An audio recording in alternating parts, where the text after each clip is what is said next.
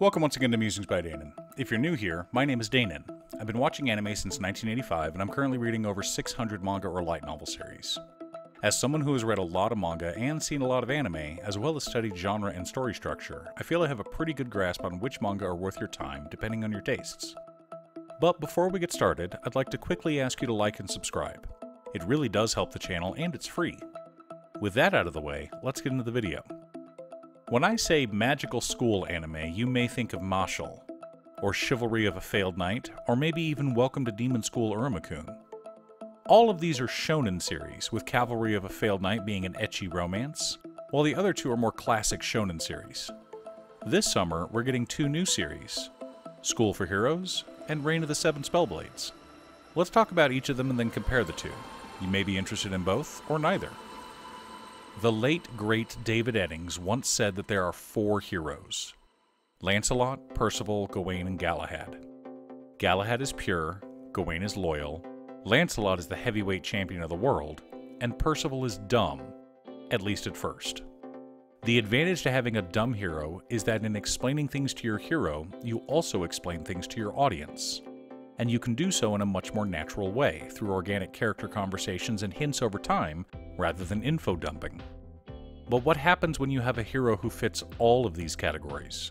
Someone who is as innocent as a babe, loyal to all of his friends, dumb as a box of rocks, and stronger than any hero the world has ever seen. That's what we're about to find out in this summer's anime, School for Heroes. The Demon King is dead, and so the world is no longer in danger. But villages are still ravaged by monsters, and travelers are not always safe, so the world still needs heroes. Ernest Flaming is a serious girl and the top student at Rosewood Academy, the School for Heroes. No one comes close to how strong she is, and try though she might to rein it in, her pride in her nickname, the Empress of Flame, as well as her strength, keep her distant from all the other students. One day, the king personally asks Ernest for a favor. You see, there's a new transfer student coming in, and he wants her to show him the ropes. The king recognizes both Ernest's flaws and strengths. As the person who oversees the academy, the king wants what is best for all of his students. After all, they will be defending the realm and its people in the future.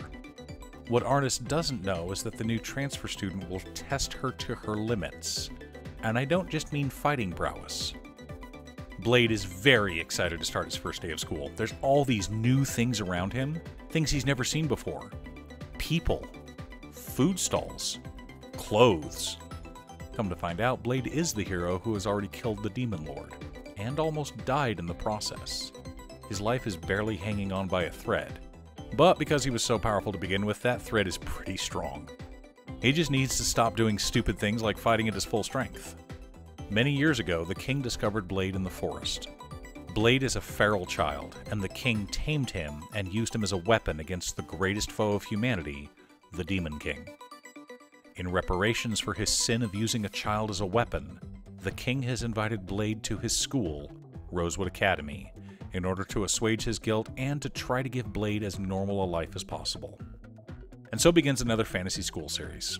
Unlike a lot of other ones, though, the main character of this one isn't some cherry boy who walks in on his female roommate while she's undressing.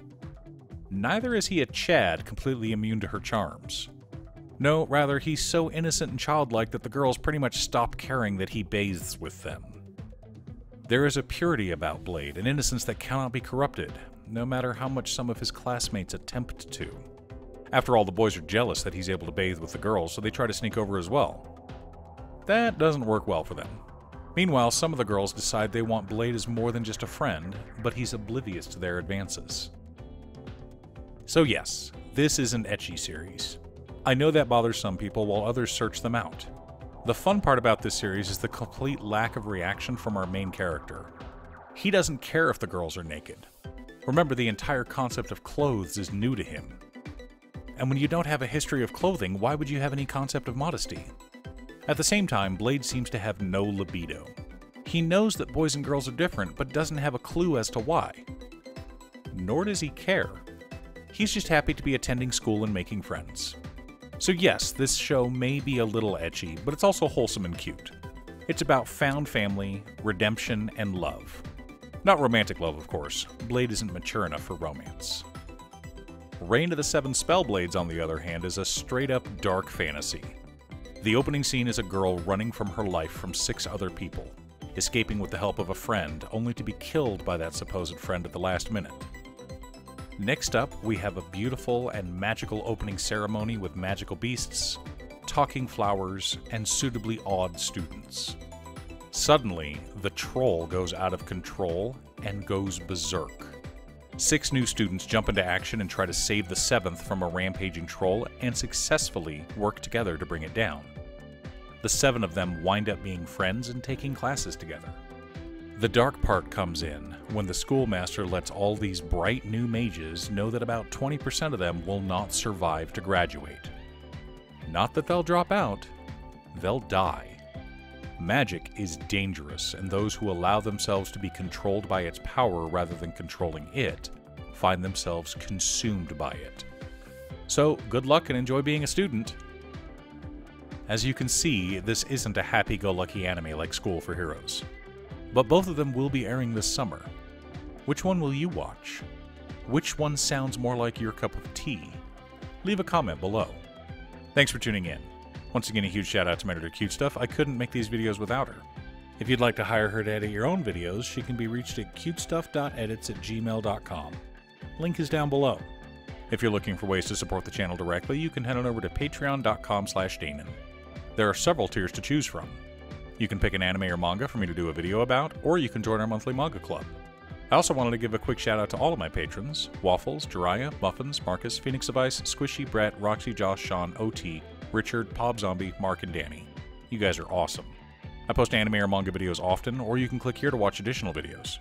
If you're looking for Commander content, I split my channel last year, so all new Commander videos are over on my other channel, Commander by Danon. Again, thanks for watching, and I'll see you all again next time on Musings by Danon.